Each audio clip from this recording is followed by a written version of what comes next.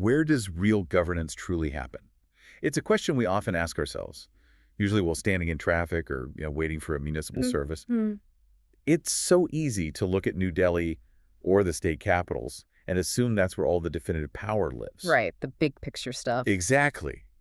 But the real friction, the real execution, the administration that shapes your daily existence, we're talking garbage collection, property tax, local permits, that power is right there at the municipal level. Indeed. If you're looking for the true operational face of Indian democracy, you have to look at the city and the town. And that's exactly what we're doing today. We are diving deep into the very foundations of that local power. Our mission is pretty critical. We were synthesizing Chapter 40 of M. Laxmikanth's Indian Polity, and we're combining that with the constitutional frameworks to really dissect the architecture of municipalities. So for you, the learner, tuning in, especially if you're prepping for the UPSC exam, this is your shortcut to mastering Part IXA of the Constitution. We're aiming for that structural understanding, the constitutional context, and I think most importantly, the immediate retention of what these guarantees mean. We want you to understand not just what the 74th Amendment says, but why it says it and, where those constitutional guarantees hit real-world choke points. Before we jump into all the complex provisions, starting with Article 243P, we really must take a moment for some channel logistics. We do. We know these deep dives are instrumental in preparation, synthesizing this dense constitutional material into actionable exam-ready insights. So if you find this content valuable, and we worked tirelessly to make sure that it is, we have a humble request, please support us. That supports subscribing, hitting the like button on this video, and sharing your valuable comment about what you found most interesting. It all helps immensely. It really does. It boosts our visibility and helps us reach more learners just like you. And if you're in a position to, please consider joining our paid membership on the YouTube channel. This financial support is, well, it's absolutely critical for us. It lets us dedicate the time and resources needed to keep producing this kind of quality, highly focused content for the UPSC journey. And on that note, a sincere and huge shout out to all our existing members. Your support is truly the backbone of this analysis. It helps us continue this mission. Absolutely. And to make sure you maximize your preparation, remember that free notes with practice previous year questions, or PYQs, are available right now. You're on our Telegram channel. And for our Legend YouTube members, you get access to the premium stuff. That's right. The premium notes, extra PYQs, and detailed model mains answers for advanced questions. So be sure to join us on the Discord channel to access those specialized, high-yield resources. Now let's begin. Let's start with that constitutional leap that was taken back in 1992. Okay, so let's unpack this shift. Before 1992, local self-governance, it existed, but it was largely dependent on the political whims of state legislatures. Very precarious. It was susceptible to political interference, arbitrary dissolution, delayed elections. So we know the foundational structure for municipalities comes from the 74th Constitutional Amendment Act of 1992, which inserted Part IXA into the Constitution. Why was embedding it constitutionally so revolutionary? Well, the 74th Amendment wasn't just another piece of legislation. It was an act of democratic formalization. The key was to provide urban local government with the same stability and autonomy that the state and central governments enjoy. So, by putting this structure directly into the Constitution, you're ensuring that municipalities can no longer be treated as just administrative appendages. They became constitutional entities. With guaranteed tenure, guaranteed electoral processes, defined functions. Exactly. This directly addressed the primary failure of the pre-1992 system, which was that insecurity of tenure. It is so vital for you, the learner, to remember that this idea of grassroots power wasn't just, invented out of thin air in 1992. No, not at all. It had been floating around in our constitutional DNA right from the beginning. That's a critical point for connecting prelims facts to mains analysis. We trace this principle of decentralization all the way back to the Directive Principles of State Policy, or DPSP. Specifically Article 40. Right. Article 40, which calls upon the state to organize village panchayats and endow them with such powers and authority as may be necessary to enable them to function as units of self-government. So the 73rd Amendment for rural areas and the 74th for urban areas were essentially the legislative and constitutional actualization of a philosophical mandate. It transformed a mere directive into a constitutional obligation. And that signals a really deep, sustained commitment toward democratic decentralization in India. Precisely. And what's fascinating is that this constitutionalization impulse didn't just stop in the 90s, focusing only on geographical units of governance. The sources show a clear continuation of this trend almost 2 decades later. It reinforces the idea that constitutional protection for governance at lower levels is a defining trait of modern Indian polity. So what's the example of that? Well, look at the 97th Constitutional Amendment Act of 2011.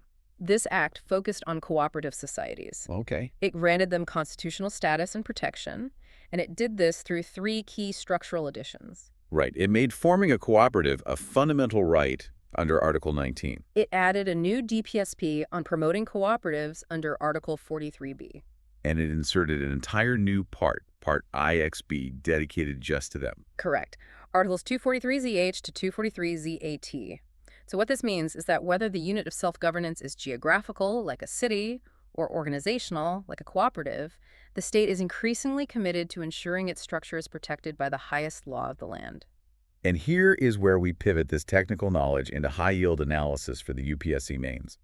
Understanding this drive for decentralization, it isn't just about memorizing articles, is it? Not at all. It's about recognizing the common structural problems it aims to solve across the entire governance spectrum. So how do we link that to, say, a previous year question?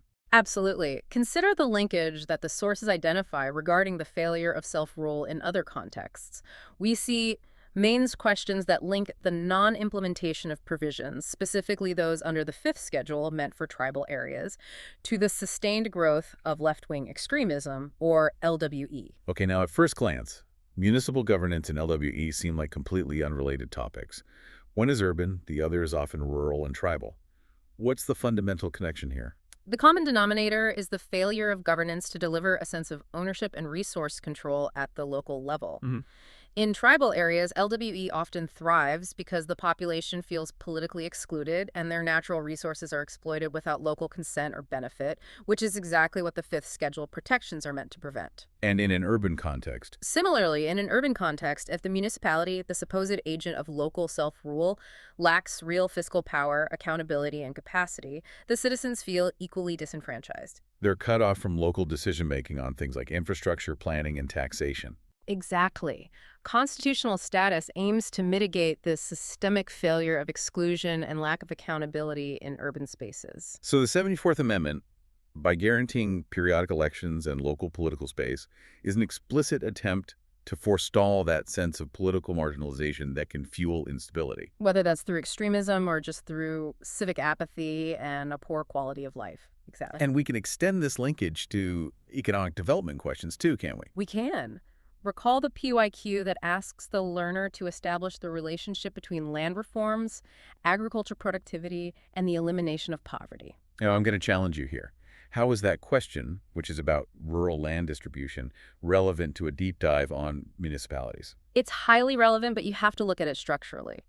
Effective municipal governance requires accurate and digitized land records. For what? For successful property taxation and for infrastructure development planning. Okay, I see. If the local body is functional and constitutionally mandated, it is the best entity to conduct local economic planning, link informal sectors to the formal economy, and manage resources like urban land and water. So the very goals that land reforms target in rural areas, boosting productivity, eliminating poverty, they require robust local implementation. And constitutionalizing urban local bodies provides the framework for them to execute these local components of state-level planning goals. It transforms the abstract goal of poverty elimination into concrete, localized action through planning and land management. Now that we've established the why of this constitutional leap, let's move into the mechanics of the framework. The 74th Amendment, Part IXA, Articles 243P to 243ZG. Right, and we have to start by acknowledging that urban local governance is far less uniform than the rural panchayat structure. That complexity seems unavoidable, doesn't it? Because urban environments are just so diverse. Absolutely. They're defined by diverse functions, from major ports to military installations to industrial townships. Unlike the Panchayati Raj's neat 3-tier structure, the urban landscape requires significant administrative flexibility. And this is reflected even in the oversight at the central level. It is. The central government's administrative oversight for urban local government is actually split between 2 distinct ministries. Which are? The primary oversight rests with the Ministry of Housing and Urban Affairs. That covers the general administration of cities. And the second one? However, a very significant category of urban bodies, the cantonment boards, falls entirely under the purview of the Ministry of Defense. So that bureaucratic split itself signals the immediate complexity and the non-traditional nature of some of our local bodies. It does. And that brings us directly to the astonishing diversity in India's urban administrative landscape. Article 243Q mandates specific types of municipalities based on population and area. And the sources confirm there are 8 recognized types of urban local governments, or ULGs. Right. And just listing them doesn't really do justice to the administrative challenge here. We need to analyze why we have such variety. Okay, let's list them out first. Indeed.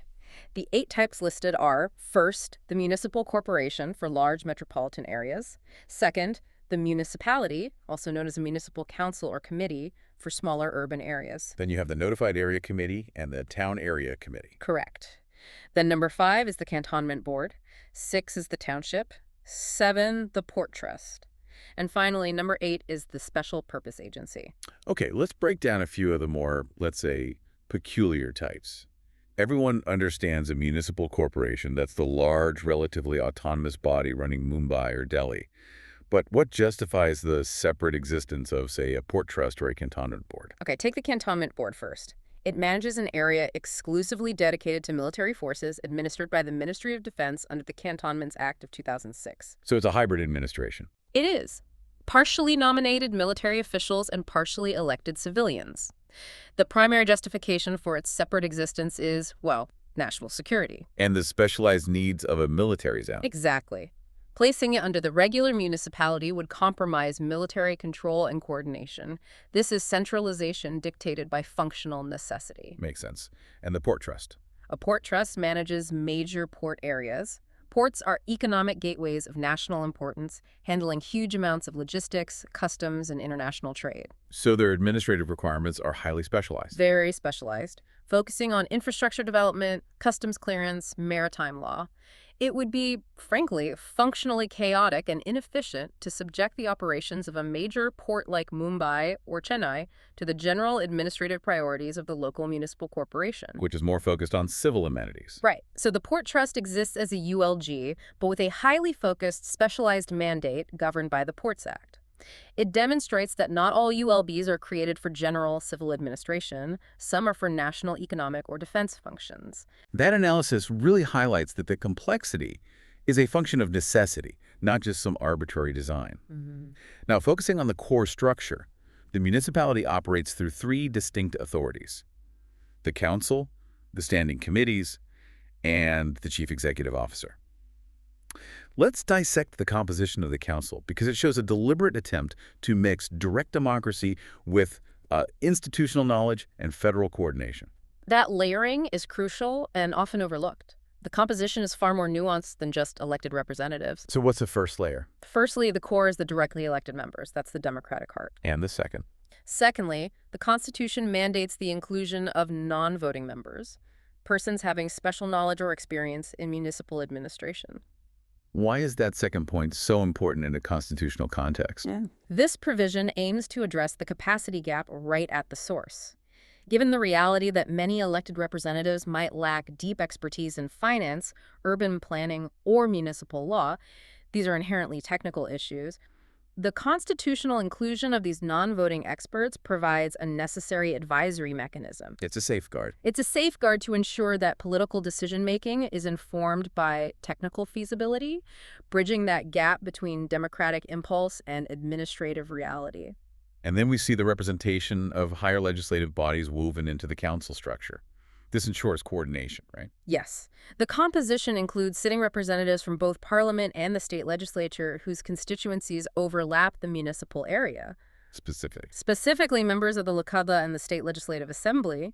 The MLAs, whose constituencies fall wholly or partly within the municipal area, are automatically included. And what about the upper houses? Members of the Rajya Sabha and the State Legislative Council, MLCs, who are registered as electors within the municipal area, are also included. Okay, wait, I have a challenge for you here. Why include these national and state legislators in the local body? Doesn't that risk blurring the lines and making the local body susceptible to state-level political pressures rather than letting it focus purely on local issues? That tension is inherent in cooperative federalism. The Right. intent is coordination, not necessarily control. I see. By including the MPs and MLAs, the Constitution attempts to ensure that policy implementation is seamless across levels. If a municipality is planning a major infrastructure project, the local MP needs to be aware for potential central scheme linkages. And the MLA for state budget allocation. Precisely. So while it does risk political pressure, the primary structural aim is accountability and integration, making sure that state and national funds flow efficiently and are aligned with local needs. It's a compelling explanation of that tension. Let's move to wards committees. This is the constitutional mandate for decentralization within the city itself, designed to combat the remoteness of a single large council. Correct. Article 243S mandates this hyperlocal layer. For municipalities with a population of 3 lakh, that's 300,000, or more, wards committees must be constituted. And the state legislature determines the specifics. Right, the composition and the territorial area of these committees. So if the municipal corporation is the central governing body, what practical functions does the wards committee perform? Why this mandatory sublayer? The wards committee is crucial for participatory democracy in large cities. Just imagine a city of 5 million people governed by one central council. A local complaint about sanitation in one neighborhood just gets lost. It becomes background noise. Exactly. The wards committee, often managing several adjacent wards, handles microplanning, localized resource allocation, and grievance redressal specific to that immediate neighborhood. It brings administration closer to the resident. So it makes the municipality more responsive. And it ensures that urban planning isn't just top-down, but that it actually incorporates ground-level feedback. It is the constitutional antidote to bureaucratic alienation in our megacities. Okay, so moving from that robust constitutional structure to the actual functional reality on the ground. This is where the 74th Amendment's promise often falters, doesn't it? It really does. The sources are clear on the parallel with Panchayati Raj institutions, the PRIs. Constitutional status hasn't translated into financial independence. It is the Achilles heel of decentralization. It absolutely is. Despite achieving constitutional status, local bodies remain heavily reliant on government grants, and their internal resource generation is, well, it's notoriously meager. And the primary reason for this failure? It's that states have not devolved the necessary taxing powers and revenue streams required for true fiscal autonomy. Without the power to raise and spend their own money effectively, the ULBs are functionally subordinate. Let's break down the mandated financial flows, as they show exactly where the control resides. We know the funding sources are conceptually similar for both rural and urban bodies. We can categorize the financial flow into 4 main areas, beyond that meager internal generation. Okay, what's first? First, you have central grants. These are grants and aid from the union government, which are routed based on the quinquennial recommendations of the Central Finance Commission, the CFC, under Article 280. Second would be the state. Right, state devolution. Funds devolve from the state government, informed by the recommendations of the State Finance Commission, or SFC, which is mandated by Article 243-I. And then there are direct loans and grants. Correct. Direct loans or grants provided by the state government for specific purposes. And fourth, scheme allocations, program-specific funds under centrally sponsored schemes like AMUT or Swachh Bharat Abhiyan. The State Finance Commission, the SFC, under Article 243I, it's constitutionally mandated precisely to address this sharing of resources between the state and local bodies. Yet the consensus among governance experts is that the SFC often fails to deliver genuine fiscal autonomy. Why is it so often seen as ineffective, despite its constitutional backing? This is the political reality versus the constitutional blueprint, isn't it? The SFC is mandated to recommend the principles for distributing tax proceeds, determining which taxes should be assigned to municipalities, and so on. But the recommendations are? They're advisory. States retain the legislative power and, more importantly, the political discretion to accept, modify, or just reject these recommendations. So it's a box-ticking exercise. In practice, many states treat it that way. They often delay its constitution or table its reports years late. Politically, states are loath to relinquish control over revenue streams like stamp duties or entertainment taxes, which are major urban revenue generators. So the devolution is often piecemeal and conditional, starving the ULBs of predictable, buoyant revenue sources. So the existence of the constitutional mechanism doesn't guarantee its political implementation. Not at all. This brings us to a crucial analytical detail that reinforces the structural subordination of local bodies to the central financial structure, the taxation authority detail. This detail is a constitutional dagger point. The sources clearly state that the property and income of local authorities situated within a state are not exempt from central taxation. This is explicitly not a constitutional privilege granted to them. And why is this non-exemption such a profound indicator of their subordination, especially when you view it against the federal structure? It's a critical contrast with the immunity granted to the state itself. Generally, state government property and income are immune from central taxation. That ensures financial independence between the two spheres of federalism. The Supreme Court did clarify this in 1963. It did, noting that this immunity doesn't cover customs or excise duties, but the general principle stands.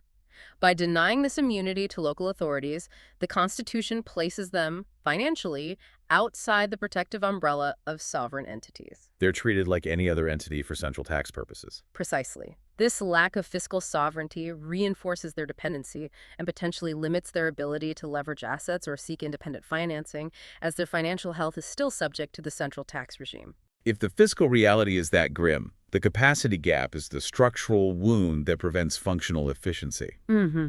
Let's draw some context from the analysis of PRIs in the source material, which, as you noted, often mirrors the situation in smaller municipalities. Right. The problem isn't just a lack of money, it's the lack of infrastructure and human capital to manage the money they do receive. The sources highlight some pretty severe practical issues. They do.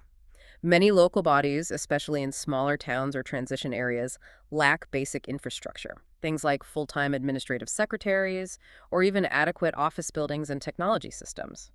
And the human capital issue just compounds this. We often hear about the quality of elected representatives. That's a massive systemic failure. A large number of elected representatives are poorly informed. Sometimes they're semi-literate or illiterate regarding their complex roles and responsibilities for modern urban governance. And this isn't a personal failure, is it? No, it's a systemic one, caused by inadequate and intermittent training from state governments. When representatives lack the capacity to read and approve complex budgets, understand urban planning laws, or manage sophisticated digital platforms for scheme implementation, well, the constitutional mandates become impossible to execute. So we have constitutional self-rule on paper, but in reality, decision-making authority effectively reverts to the chief executive officer. Often an officer from the All India Services, yes. Because they are the only ones with the technical training and administrative experience. Precisely. The local body becomes a compliance mechanism, just rubber stamping state and central directives, rather than an autonomous decision-making hub reflecting local priorities. The capacity gap, therefore, directly undermines the spirit of the 74th Amendment. This is a crucial point for a critical analysis question in mains. Critically evaluate the working of the 74th Amendment in light of functional devolution. That's correct. Now, in stark contrast to these functional and fiscal frailties, the architecture for securing the democratic process itself is constitutionally shielded. It reflects a very different constitutional priority. Let's focus on the State Election Commission, the SEC. The SEC is the great success story of the 74th Amendment's architecture. The superintendent's direction and control of all municipal elections are vested in the State Election Commission, Which ensures the local electoral cycle is insulated from the ruling state government's political convenience. Yes. And the shield protecting the independence of the SEC is remarkably robust. What provision gives the SEC its political teeth? Its independence is secured by the method of removal of the State Election Commissioner, who is appointed by the governor. Critically, the commissioner cannot be removed from office except in the manner and on the grounds prescribed for the removal of a judge of the state high court. That means the removal requires a very difficult parliamentary-style procedure. It does. A majority of the total membership and a two-thirds majority of members present and voting in both houses of the state legislature, usually on grounds of proved misbehavior or incapacity. A very high bar. Exactly. This high bar for removal ensures that the SEC can fulfill its constitutional duty holding timely, free, and fair elections without fear of arbitrary dismissal by the state executive. This guarantees the periodic nature of local elections, even if the resulting municipal body is fiscally weak. The Constitution prioritized the democratic form over the financial function. As we move into the broader governance context, let's briefly touch on how the stability of these decentralized bodies is maintained when state laws inevitably face legal challenges. This leads us to the judicial tools used to protect that constitutional foundation, specifically the doctrine of severability. The doctrine of severability, which is rooted in Article 13 of the Constitution, is the principle that guides judicial review in preserving legislation. So when a state legislature passes an act relating to municipal governance, say restructuring wards committees or defining taxing powers, and a part of that law is challenged, As unconstitutional because it violates fundamental rights, the doctrine ensures minimal damage. meaning It means that only the specific portion of the law that violates the fundamental rights is deemed void, not the whole law. The rest of the law, if it's separable and still functional without the offending part, remains valid. this judicial care ensures the foundational mechanism of local governance isn't just dismantled every time one provision is challenged. Correct. And the classic example cited in our sources for this principle is the A.K. Gopalan case from 1950. Right, the Preventive Detention Act case. That case is fundamental. The Supreme Court reviewed the act, and while the court struck down Section 14, which violated fundamental rights under Article 22, it declared the rest of the act valid and effective. This care to preserve the maximum possible scope of legislation applies when reviewing state acts related to municipal functions, ensuring continuity and stability in administration. Okay, let's pivot back to administration and that persistent tension we mentioned earlier. Centralization through the administrative cadres. Right. Despite the constitutional push for local autonomy, central control persists powerfully through the All India services. This is a core contradiction in our system. The All India services, the IAS, IPS, IFOS, are recruited and trained by the center, yet they occupy crucial top executive positions in both the center and the state governments. Which means key administrative posts in urban bodies, like the municipal commissioner or district collector, are held by officers whose loyalties are tied to the central hierarchy. And their career trajectory, too. What are the control dynamics here? If an IAS officer is serving as a municipal commissioner, who controls their immediate function versus their ultimate career? Ultimate control recruitment, training, major disciplinary action, and allocation to state cadres lies with the central government. But immediate control. Immediate control their salary, transfer within the state, performance reviews, that vests with the state governments. So this dynamic means an officer's loyalty tends to be directed upwards.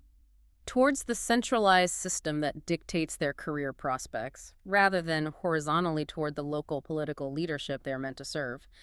This structural reality severely limits the scope of local autonomy. Because the top administrative posts are essentially staffed by a nationally controlled bureaucracy. Exactly. And this centralization isn't limited to the bureaucracy. It's reflected in the top political structure of the union government itself. The sources highlight that the Indian system is often described as a prime ministerial government. Similar to the later British model. Dr. B.R. Ambedkar's observation remains poignant here. He said that if any functionary under our Constitution is to be compared with the U.S. president, it is the prime minister. The PM plays a dominant, crucial role. Immensely crucial. This strong, centralized executive is the counterbalance to the push for decentralization. So how does the dominance of the prime minister, and by extension the central policy apparatus, directly impact the functioning and autonomy of a municipality in, say, Tamil Nadu?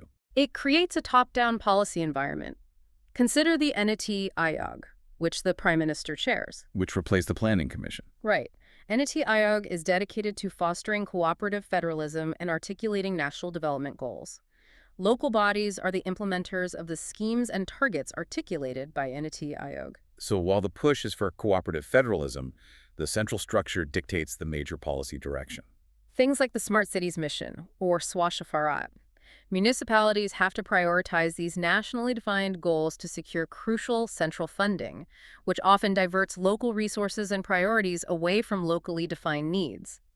This powerful centralized structure exists in constant tension with the local body's constitutional mandate for self-rule. So what does this entire multi-layered analysis mean for you, the learner, approaching the municipalities chapter for the UPSC exam? What is the final synthesized takeaway? The final conclusion has to be multifaceted. To really master this chapter, you have to understand that municipalities are not just constitutional bodies. They're institutions struggling within a complex fiscal, administrative, and political federal reality. So the 74th Amendment achieves certain things, but not others. Exactly. It achieved the essential goal of guaranteeing democratic elections, reservation of seats for marginalized groups, and creating an independent electoral machinery in the SEC. But the spirit of self-rule, that control over resources and capacity for execution, remains largely unimplemented. Due to state unwillingness to devolve substantive fiscal powers. And the pervasive influence of a centralized administrative cadre. The challenge for future governance lies in overcoming implementation deficits, not constitutional deficits. That was an essential and highly detailed deep dive into the constitutional foundations and functional realities of urban local governance. Let's quickly consolidate the key takeaways for immediate retention. Right. We firmly established the constitutional backing for urban local bodies via Part IXA in the 74th Amendment, and we traced its philosophical root back to Article 40. We explored the immense and necessary variety in urban governance models, analyzing the 8 types of ULBs, explaining why specialized entities like port trusts must exist outside the general municipal corporation structure. We also dissected the intricate compositional requirements, highlighting the role of non-voting experts and the mandatory decentralization provided by wards committees in larger cities. And critically, we spent significant time on the functional and fiscal constraints.